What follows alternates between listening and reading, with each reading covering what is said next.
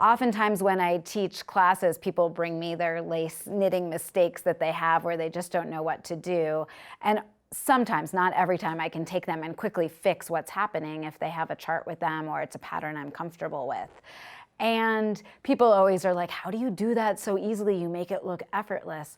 And the reality is, there was a time where I didn't know how to fix my lace mistakes. I had no idea what I was doing, but I knew I was gonna have to rip. Like, I'd have something horrible on my needles. It'd make me wanna cry.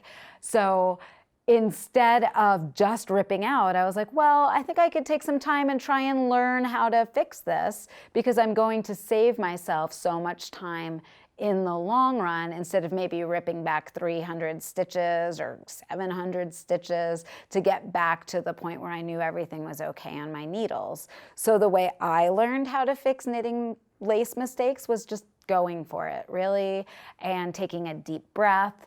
I learned early on that if I made a mistake or I thought I made a mistake late at night, to walk away from my knitting.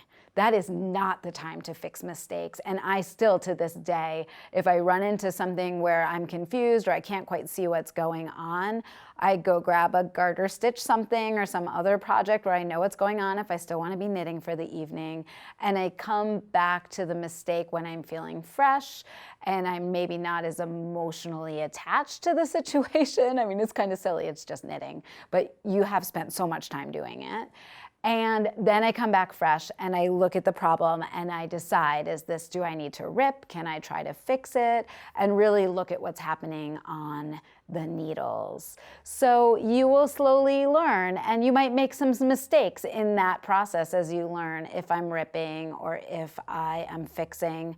And sometimes you say to yourself, nothing is perfect but Buddha, right? There's so many different cultures who say, like Amish quilters will leave a mistake in a quilt, or Turkish rug makers, they purposefully put a mistake into their rug. I think they probably made a mistake and they're like, it's okay, we can leave that one in there. So what you make is made by hand. It doesn't have to be perfect. You can choose to leave a small mistake alone, and sometimes that is the best decision to make.